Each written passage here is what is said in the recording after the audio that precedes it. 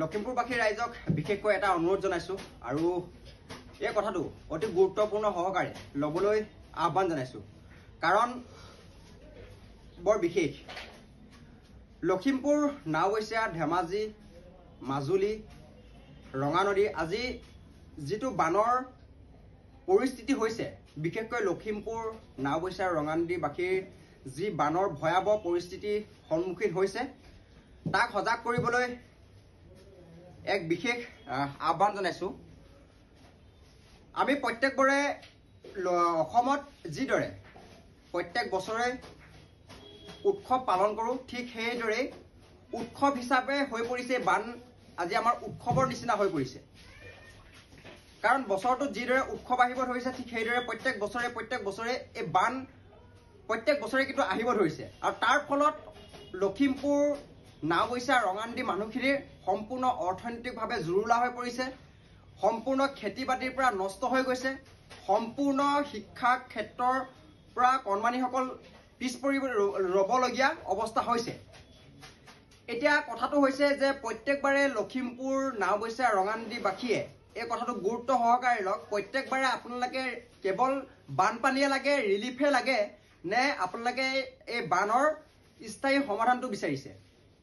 এইটো আপোনালোকে ভালকৈ বিবেচনা কৰক কাৰণ প্ৰত্যেক বছৰে বান আহিব বান আহিলে চৰকাৰৰ ফালৰ পৰা অন্যান্য দল সংগঠনৰ ফালৰ পৰা কিছুমান এনজিঅ'ৰ ফালৰ পৰা কেৱল মাত্ৰ কেইটামান চাউল আৰু দাইল পাবলৈ আপোনালোকে সেই ৰিলিফটোৰ কাৰণে কেৱল মাত্ৰ বানটোক আঁকোৱালি ল'ব নে বানটো স্থায়ী সমাধানৰ কাৰণে এই বানটো কিদৰে একেবাৰে সম্পূৰ্ণ নাইকিয়া কৰি দিব পাৰি কিদৰে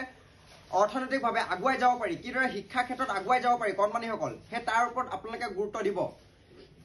যদিহে দিয়ে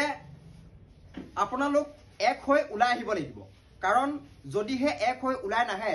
এইদৰে কিন্তু প্ৰত্যেকবাৰৰ নিচিনা বানৰ সময়ত ৰিলিফৰ নামৰ ৰিলিফ কেইটামান চাউল দাইল লৈ এই সম্পূৰ্ণ আমাৰ জাতিটো পিছ পৰি গৈছে এতিয়া আমাৰ অসমৰ সম্পদসমূহ ভাৰতৰ হ'ব পাৰে কিন্তু ভাৰতৰ সম্পদসমূহ কিন্তু অসমৰ কেতিয়াও হ'বই নোৱাৰিলে অসমৰ যিবিলাক সমস্যা সেইবিলাক ভাৰতে কেতিয়াও আঁকোৱালিয়ে নললে নিজৰ সমস্যা বুলি নাভাবিলে কিন্তু অসমৰ যি হ'ব চাহ তেল যিবোৰ আমাৰ সম্পদ আছে সেই সম্পদসমূহ অসমৰ সম্পদসমূহ কিন্তু ভাৰতে প্ৰত্যেক মুহূৰ্ততে কিন্তু আমাৰ বুলি কৈ পৰিচয় দিব লয় কিন্তু যেতিয়া অসমৰ দুৰ্যোগ আহে যেতিয়া অসমৰ সমস্যা আহে সেই সমস্যাক কিন্তু বানপানীক ৰাষ্ট্ৰীয় সমস্যা হিচাপে ঘোষণা কৰিব নোৱাৰিলে অতি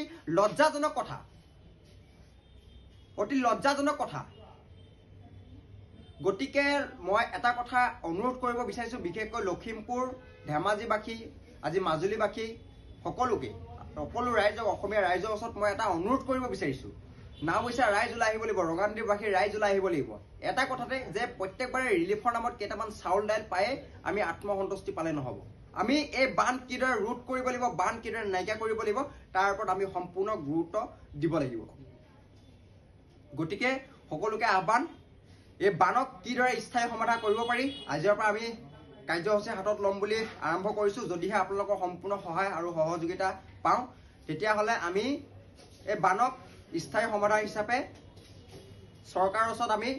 দাঙি ধৰিব লাগিব আৰু চৰকাৰে এই বানক স্থায়ী সমাধান হিচাপে লৈ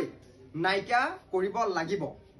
NSPC বন্ধ কৰিব লাগিব কাৰণ তাৰ নামতে মাতি বহুত নকওঁ এতিয়া এইখিনি ক'বলৈ গ'লে এটা বহুত ডাঙৰ দীঘলীয়া কথা আহি পৰে গতিকে সকলো সজাগ হওক ওলাই আহক আৰু এই বানক কিদৰে ৰোধ কৰিব পাৰি আপোনালোকে বিবেচনা কৰক আৰু এখন সংগ্ৰাম হাতত বাছি লওক ধন্যবাদ জয় আই অসম।